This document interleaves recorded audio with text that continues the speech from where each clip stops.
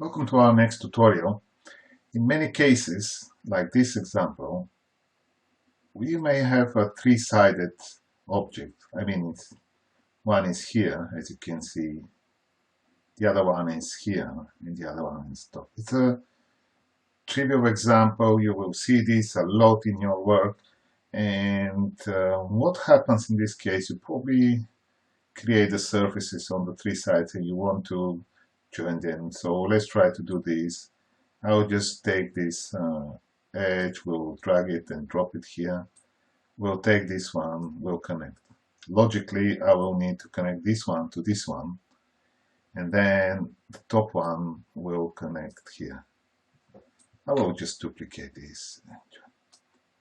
What happens now is that we end up with the three-sided hole, which is a problematic. What I mean with problematic is that if we think in U and V direction, if we say that this is the U direction and this is the V direction of this patch, it's okay. But if we try to think about U and V in this patch, this is the U direction and V direction, and we end up here with the two V directions, which is not possible.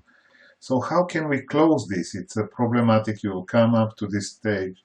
So the way you can do this, what we recommend is you select one of the edge, right click and split.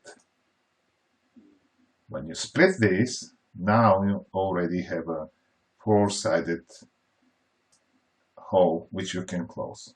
So I'll show you now two ways of closing it. The one is you take this, duplicate, merge it on the other side, and you get a result like this one.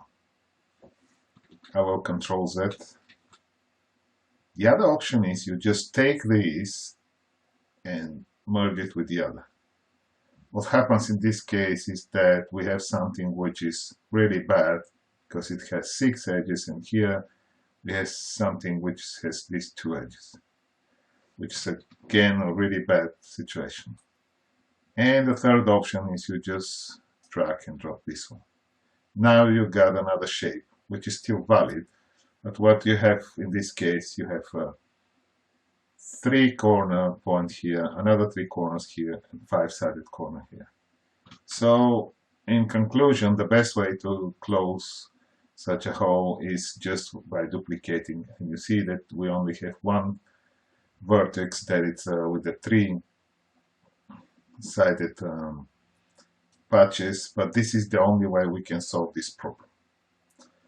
I hope this tutorial is useful, and thank you for watching.